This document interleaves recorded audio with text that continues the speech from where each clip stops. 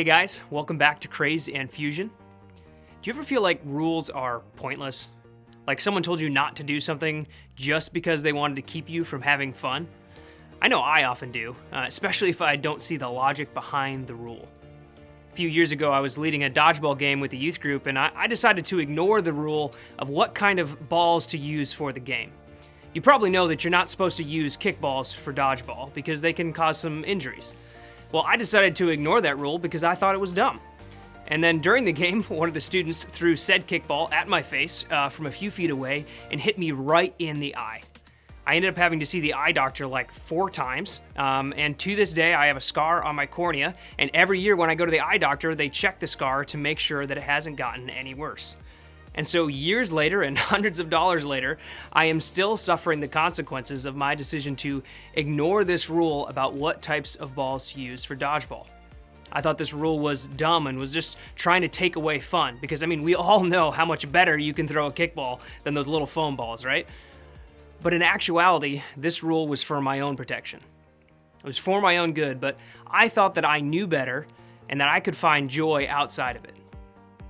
Well, today we're going to talk about how we often do this same thing with God's law. We often think of what God tells us to do and not to do as something that's restrictive, but in reality, it's God calling us into something better. Today we're going to wrap up our series in Exodus. Week 1, we talked about how Jesus can rescue us from our slavery to sin. Week 2, we talked about how God wants to adopt us into his own family. And today we're going to talk about how God continues to move toward us in grace and call us into a better life. Throughout this series, we've been looking at the story of Exodus and seeing how that story really parallels our own. We saw God rescue the Israelites from their slavery in Egypt, and then we saw him adopt them into his own family. And today we're going to see how he called them into a new way of life. Let's look again at Exodus 19. Then Moses went up to God, and the Lord called to him from the mountain and said, "This is what you are to say to the descendants of Jacob, and what you are to tell the people of Israel. You yourselves have seen what I did to Egypt, and how I carried you on eagle's wings and brought you to myself. Now if you obey me fully and keep my covenant, then out of all nations you will be my treasured possession. Although the whole earth is mine, you will be for me a kingdom of priests and a holy nation. These are the words you are to speak to the Israelites." We looked at these verses last week, but this week I want to focus on that first phrase in verse 5. It says, "Now if you obey me fully and keep my covenant."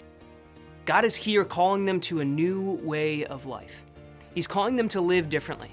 In fact, in the very next chapter, we're going to see the 10 Commandments, the famous rules for life that God gave his people. And then really the rest of the book, the last half of Exodus, is entirely devoted to giving the Israelites details of this new way of life that he was calling them to.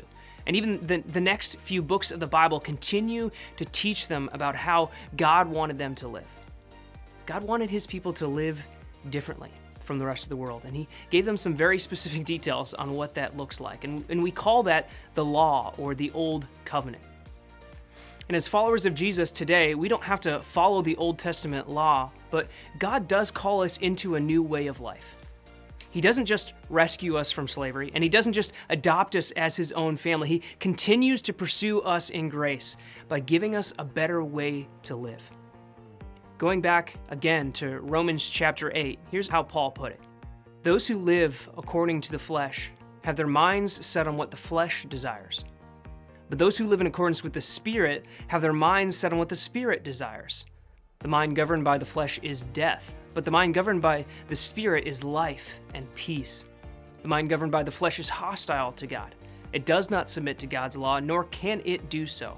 Those who are in the realm of the flesh cannot please God." And skipping down to verse 12. "Therefore, brothers and sisters, we have an obligation, but it is not to the flesh, to live according to it. For if you live according to the flesh, you will die. But if by the Spirit you put to death the misdeeds of the body, you will live."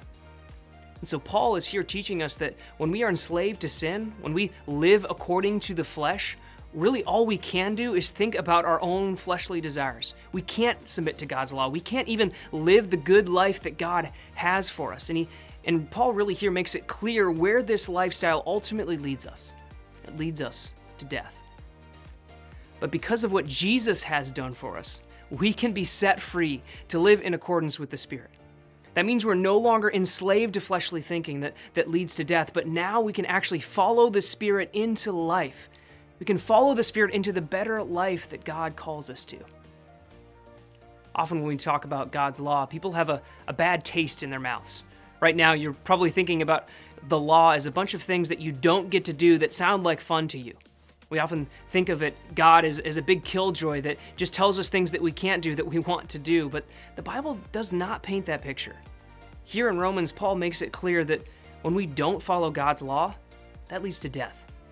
But when we do follow God's law, it leads to life. And I don't know about you, but death does not sound like fun to me. We think of laws as reducing or taking away freedom. But James 2:25 says that God's law actually gives freedom. You see, the reality is that the blessings of God are never found outside of the boundaries of God. There's actually freedom and blessing to be found in following God's law. We can't be deceived into thinking that there will be life outside of God's boundaries. There never is. Paul makes it clear that following God's law is actually what leads to life and what leads to freedom. Think of it kind of like the law of working out. We think of working out as a constraint, something that takes away freedom and time and that kills joy because it's really hard to do. But the truth is that working out, it actually gives us a lot of freedom. When you work out, you have the freedom to eat things you otherwise couldn't without seriously affecting your waistline. When you work out, you have the freedom to do a lot of physical activities that otherwise would be impossible or that would hurt you or tire you out very quickly. When you work out, you have the freedom of health, because being unhealthy is really a chain because it prevents you from doing so many different things. I actually have to fight this mentality just about every morning. I get up early to work out, and pretty much every single morning, I just want to go back to bed. It feels like more sleep will make me feel better. But the reality is that the days where I make myself get up and work out anyway, I actually have far more energy all day than the days where I sleep in just a little bit more. The law of working out leads me into a healthier and a better life. Well, similarly, God calls us into a new way of life. And he has some specific things he calls us to do and to not do in his word. And each one of them is actually for our good. And so here's the big truth for you today. God's commands are always a calling into something better. God's commands are always a calling into life. When God calls us to do something or not to do something, it isn't because he wants to keep us from joy in life. It is actually just the opposite. He is pointing us to where true life can be found. And so here's what I want you to walk away with today. If you're here tonight and you're a follower of Jesus, then I want to encourage you to continue to step into the new life that Jesus has given you. Remember the joy that Jesus calls you into. Sometimes when we've been following Jesus for a while, we do this really dumb thing where we begin to see our walk with Jesus as more of a chore than a joy, as more of a duty than a blessing. And so this week, take some time to evaluate your walk with Jesus. Are there any areas of your life where you're seeing God's boundaries as restrictive or not for your good or are not for the best? If so, then you're beginning to believe a lie. Remember, when God says don't, he's saying don't hurt yourself. Just like the rule about not using kickballs for dodgeball was for my own protection, God's boundaries are for our good. If you're here and you're not a follower of Jesus, then I hope today you have seen that Christianity, it's not about a list of rules. It's not some dry religion. It's not about trying to perform and make God happy. Notice that God doesn't call the Israelites into this new way of life until after he had already established a relationship with them. He doesn't tell them that they have to follow all these rules and clean themselves up and then maybe he'll adopt them as his own. Instead, he rescues them and he adopts them as his own, and then he calls them into a new way of life. And in the same way, God does not expect you to clean up your act and earn some sort of standing before him. He's not telling you to follow all these rules before he moves toward you in grace. He has already moved toward you by sending Jesus to take care of your sin problem. You see, Christianity is really about a relationship with Jesus. He made it possible for you to be delivered from your sin. He made it possible for us to be adopted into his family, and he calls us into a better life. And today, you can begin that life. And so if that's you, please don't leave without talking with a friend or with a leader. We'd love to talk with you about how you can find a better life in Jesus.